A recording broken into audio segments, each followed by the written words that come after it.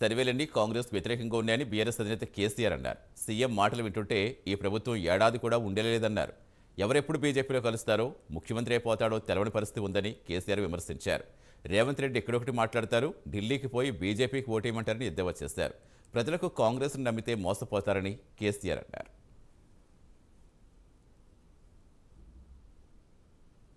వాస్తవంగా వాళ్ళు గెలిచినరు, మాకేం ఓర్వలేనితనం లేదు. వాళ్ళు కూడా ఉండాలి, 5 ఏళ్ళు పనిచేయాలి. అప్పుడే నల్లదేందో తెల్లదేందో తెలుస్తుంది. కానీ ముఖ్యమంత్రి మాట్లాడే మాటలు చూస్తే, సభలలోనే వణుకుడు చూస్తే తిరగబడ్డ జనం తెలంగాణలో. సర్వే రిపోర్ట్లు వస్తున్నాయి, కాంగ్రెస్కు 2 సీట్ల కన్నా ఎక్కువ అంతటా అన్ని జిల్లాలలో కూడా రైతాంగం తిరగబడతా ఉంది.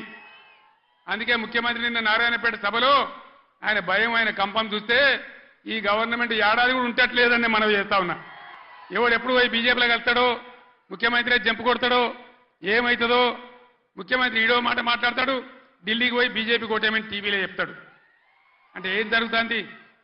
ఎవరికి ఎవడు బీ టీము, ఎవరు కలిసిపోయినరు ఒకసారి ఆలోచన చేయాలి.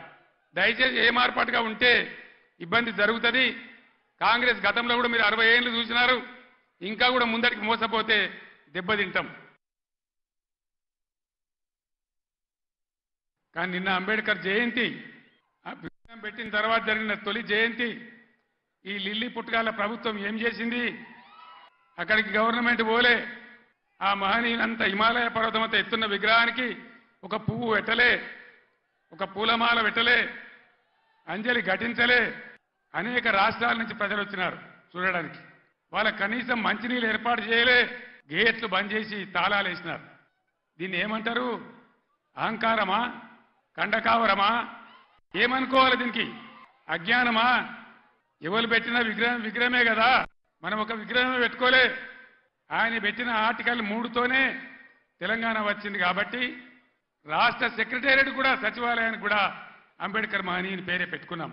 విగ్రహం కాడికి పోలే, మరి ఆ సెక్రటేరియట్ ఎందుకు కూర్చుంటున్నారు? సిగ్గు లేకుండా కూర్చుంటున్నారా? అది కూడా అంబేద్కర్ పేరు మీదనే ఉన్నది కదా. ఎమ్మెల్యేలు ఉండే క్వార్టర్లు కూడా బీఆర్ఎస్ గవర్నమెంటే కట్టింది. గెలిచిన కాంగ్రెస్ ఎమ్మెల్యేలు దానిలో ఎందుకుంటున్నారు? అంటే అన్ని తీసేస్తారా? మిషన్ కాకతీయ చెరువులు బంద్ చేస్తారా? ఏమేం బంద్ చేస్తారు? ఈ లిల్లీ పుట్టుకాలని నేను ఎందుకన్నా అంటే దీనికే అన్నా. వాస్తవంగా వాళ్ళు గెలిచినరు, మాకేం ఓర్వలేనితనం లేదు. వాళ్ళు కూడా ఉండాలి, 5 ఏళ్ళు పనిచేయాలి. అప్పుడే నల్లదేందో తెల్లదేందో తెలుస్తుంది. కానీ ముఖ్యమంత్రి మాట్లాడే మాటలు చూస్తే, సభలలోనే వణుకుడు చూస్తే తిరగబడ్డ జనం తెలంగాణలో. సర్వే రిపోర్ట్లు వస్తున్నాయి, కాంగ్రెస్కు 2 సీట్ల కన్నా ఎక్కువ అంతటా అన్ని జిల్లాలలో కూడా రైతాంగం తిరగబడతా ఉంది. అందుకే ముఖ్యమంత్రి నిన్న నారాయణపేట సభలో ఆయన భయం, ఆయన కంపం చూస్తే ఈ గవర్నమెంట్ ఏడాది కూడా ఉంటట్లేదని మనం చేస్తా ఉన్నా. ఎవడు ఎప్పుడు పోయి బీజేపీలో వెళ్తాడో, ముఖ్యమంత్రి జంపు కొడతాడో, ఏమవుతుందో, ముఖ్యమంత్రి ఈడో మాట మాట్లాడతాడు, ఢిల్లీకి పోయి బీజేపీ కోటేమని టీవీలో చెప్తాడు.